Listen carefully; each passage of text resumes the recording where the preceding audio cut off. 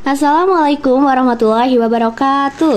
Halo teman-teman, selamat datang di Mini Podcast. Podcast kali ini akan membahas tentang penerapan literasi di SDN Bangetayu Wetan 02. Nah, saat ini sudah bergabung dengan narasumbernya. Selamat pagi Bu Alifa. Wah, sepertinya Bu Alifa sudah siap ini untuk sharing-sharing ya Bu.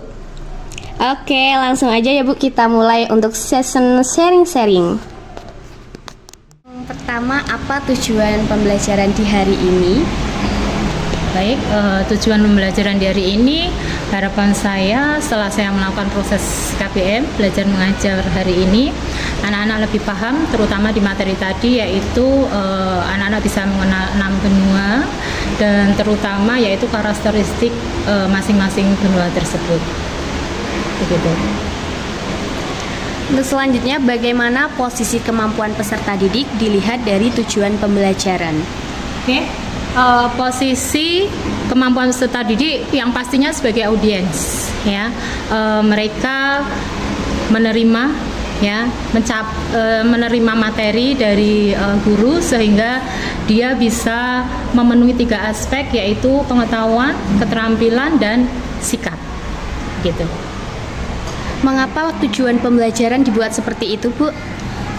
Tujuan saya buat seperti itu supaya anak-anak benar-benar bisa mengetahui 6 benua yang ada di dunia dan mengetahui karakteristik apa saja sih yang ada di 6 benua tersebut, walaupun mereka tidak secara langsung terjun di tempat tersebut, ya, seperti itu. Tentukan unjuk kinerja dari 6 unjuk kerja seperti berbicara, berpidato, membaca puisi, berdiskusi, atau memecahkan masalah dalam kelompok. Yang tadi telah dilakukan, Ibu memilih unjuk kerja seperti apa? Apa saja Mbak? Minta tolong diulangi tadi. Ada berbicara, berpidato, membaca puisi, berdiskusi, atau memecahkan masalah dalam kelompok.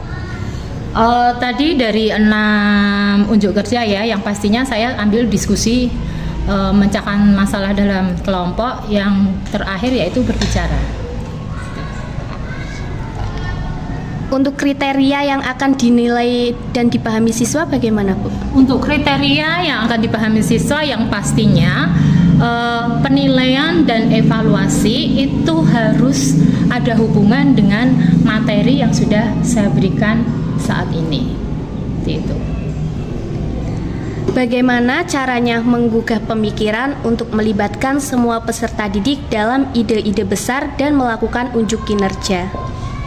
Baik, untuk cara menggugah pemikiran supaya anak itu terlibat aktif, ya, dalam pembelajaran, yaitu yang pastinya seorang guru harus merancang pembelajaran yang menyenangkan, karena dengan merancang pembelajaran menyenangkan, anak-anak juga akan bisa mengikuti pembelajaran dengan baik. Yang kedua, kita harus menggunakan alat peraga yang konkret sehingga anak itu benar-benar bisa nyata melihat, dan diusahakan anak itu juga bisa ikut menguasai alat peraga tersebut. Dan yang pastinya menyeting kelas menjadi kelas yang menyenangkan. Itu mungkin.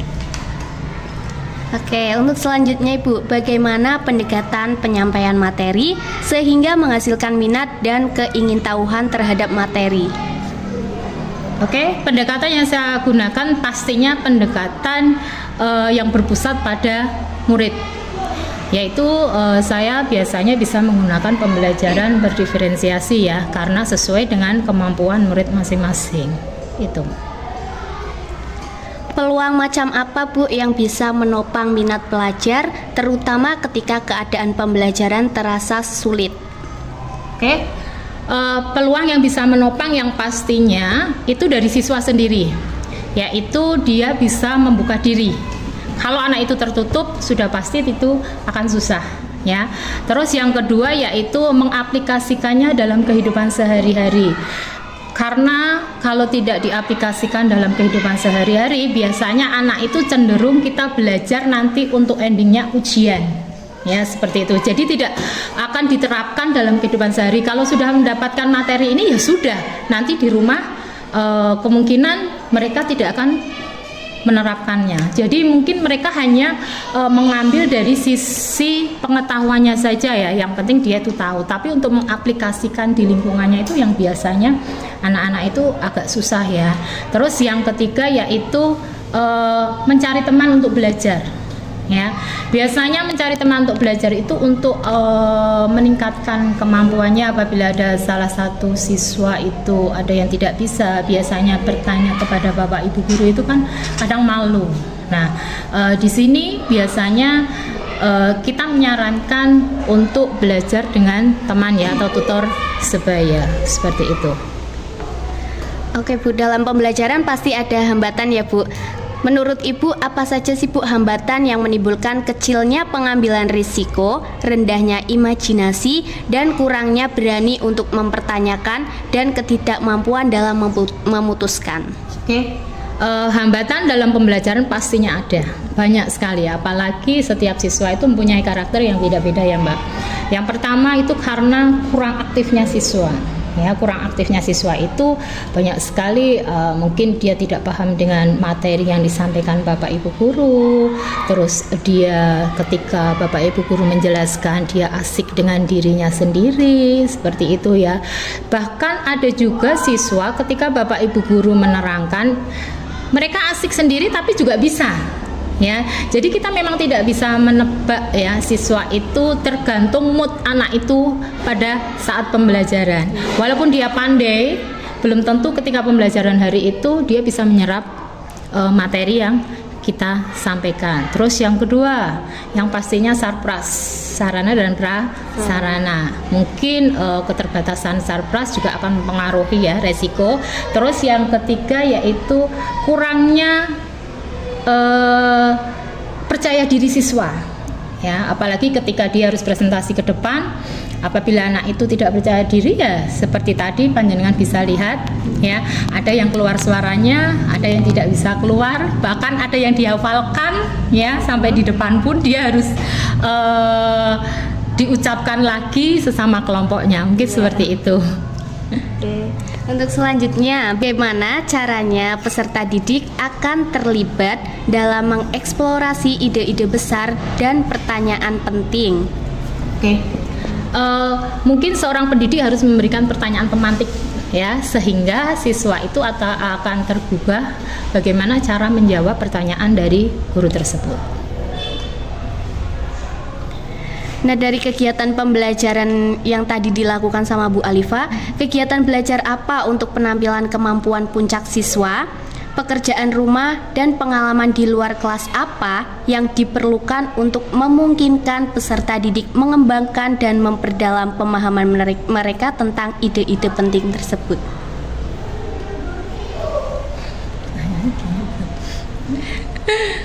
Agak panjang ya yang ini ya.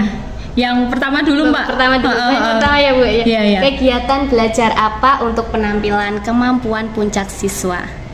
Oke. Pembelajaran puncak siswa tadi ya. Kalau saya lihat di tadi itu ketika mereka presentasi ya. Ketika mereka presentasi, seharusnya yang presentasi itu memang benar-benar mereka yang bisa memaparkan dengan baik ya, walaupun mereka sudah bekerja bersama-sama secara bagus, tapi ketika mereka yaitu tadi karena mereka malu mungkin ya, malu tidak bisa mengeluarkan suaranya sehingga tidak terkenal, tidak terdengar dengan kelompok yang lainnya. Yang pastinya tadi dalam pembelajaran itu sebenarnya puncaknya ketika mereka presentasi di depan ya.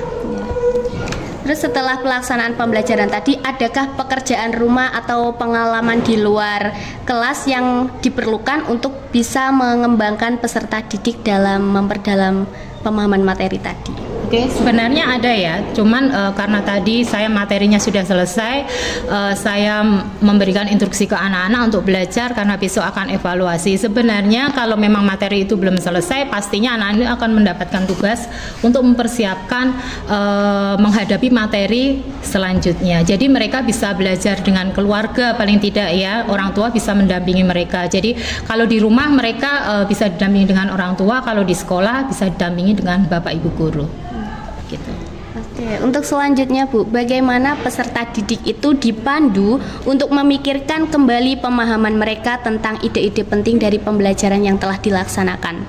Oke, yaitu dengan memberikan pertanyaan tadi ya, seperti pertanyaan pemantik, terus di akhir itu kita memberikan refleksi ke anak-anak, kita tanyakan belajar tentang apa saja. Di sela-sela refleksi itu ya kita beri pertanyaan-pertanyaan tadi, dengan bisa juga dengan memberikan evaluasi ya, dalam bentuk evaluasi. Setelah tadi peserta didik membuat unjuk kinerja ya Bu, bagaimana produk dan pertunjukan peserta didik dapat ditingkatkan melalui revisi berdasarkan penilaian diri atau umpan balik? Oke, setelah tadi anak-anak praktek, saya kira juga hasilnya sudah bagus ya. Tapi untuk memaksimalkan itu karena tadi itu ketika saya beri tugas itu seharusnya negara yang ada di kawasan-kawasan tertentu itu kan banyak sekali ya. Tetapi memang tidak saya suruh untuk mengisi semua, paling enggak anak-anak itu paham. Ya, memang kalau untuk 100% belum, ya anak-anak belum. Tapi tadi alhamdulillah anak-anak sudah luar biasa, bahkan juga sudah berani untuk maju presentasi. Seperti itu. Adakah cara tersendiri dari Bu Alifa untuk bagaimana mendorong peserta didik merenungkan pembelajaran dan kinerja mereka di hari ini? Oke, baik. Untuk merenungkan kita akan merefleksi. Ya, kita akan merefleksi ke anak-anak untuk merefleksinya dengan cara itu tadi ya, saya memberikan evaluasi, mungkin ya evaluasi, kita koreksi, kita lihat hasilnya, dan hasil itu kita juga harus umumkan ke mereka supaya mereka tahu. Seandainya ada memang yang nilainya itu di bawah KKM atau di bawah rata-rata, kita jangan langsung menjustis ya. Kita beri motivasi anak, kita beri saran. Kalau kita tanya alasannya, kenapa sampai nilainya bisa jatuh, pasti anak itu punya alasan. Nah, dengan begitu kita sebagai seorang pendidik hanya bertugas memberikan motivasi. Jadi motivasi dari luar pun juga sebenarnya dibutuhkan ya, walaupun motivasi dari luar itu hanya sekejap saja. Yang terpenting itu adalah motivasi dari diri sendiri. Yeah.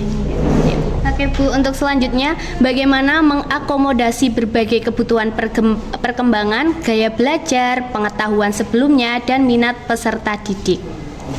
Oke. Biasanya itu saya petekan dulu ketika di awal masuk awal pembelajaran ya. Kita mulai di semester awal itu kita berikan dulu pertanyaan tes diagnosis ya. Setelah itu kita lihat hasilnya.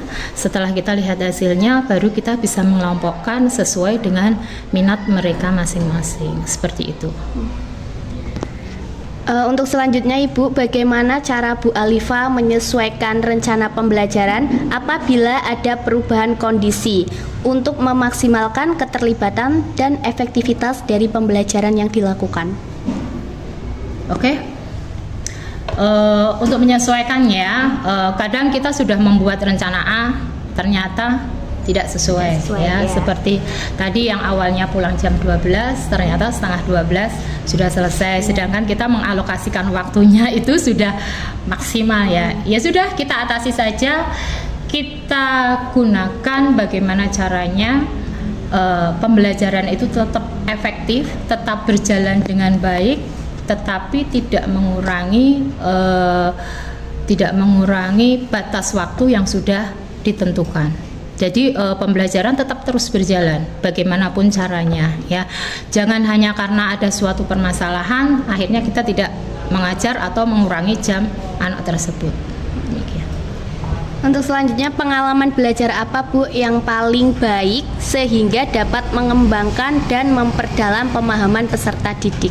Oke, pembelajaran yang sangat mendalam yaitu ketika anak-anak itu mengadakan permainan, di mana permainan itu di dalamnya tetap mengandung unsur pembelajaran. Jadi anak-anak itu lebih mengena, ya, lebih mengena dengan melakukan berupa permainan seperti itu. Oke, untuk bagaimana meminimalkan kemungkinan dari kesalahpahaman peserta didik, meminimalisir kesalahpahaman? Oke, untuk meminimalisir ya kita jangan terlalu menjustis anak ya. Jangan terlalu menjudge anak. Kalau memang anak itu ada kekurangan, ya sudah, karena kemampuan anak itu kan berbeda-beda. Kalau memang kita bisa memberikan pengarahan atau motivasi sehingga bisa membuat anak itu menjadi lebih baik, itu juga lebih baik juga sih ya. Jadi intinya jangan menjudge anak ya, jangan menjatuhkan anak, apalagi di depan teman-temannya. Itu pasti akan terasa sekali. Ya, seperti itu. Oke Bu, untuk pertanyaan yang terakhir dari kami Bu, bagaimana mengatur dan mengurutkan pengajaran dan pembelajaran untuk memaksimalkan keterlibatan dan efektivitas? Untuk mengatur dan mengurutkan pengajaran ya dalam KPM, pastinya saya akan mengacu pada buku guru. Di situ ada urut-urutan bagaimana kami mengajar. Kita tinggal lihat itu aja, insya Allah itu akan sesuai dengan waktunya, selesai sesuai dengan waktunya, gitu. Oke Bu, untuk sesi tanya jawab di hari ini sudah selesai. Terima kasih banyak ya Bu atas sharingnya dari Bu Alifa. Itu sangat bermanfaat bagi kami kelompok PPL ya. Sama-sama Mbak. Semoga dari jawaban yang saya berikan itu mungkin bisa memotivasi panjenengan semua, dan apabila ada kekurangan saya dalam menjawab pertanyaan ya. Wah, cukup menarik sekali ini ya penerapan literasi di SDN Bangetayu Wetan 02. Semoga apa yang disampaikan Bu Alifa dapat bermanfaat bagi kami dan teman-teman semua. Terima kasih banyak ya Bu Alifa. Buah durian dimakan Bu Asi. Cukup sekian, terima kasih. Saya akhiri, wassalamualaikum warahmatullahi wabarakatuh.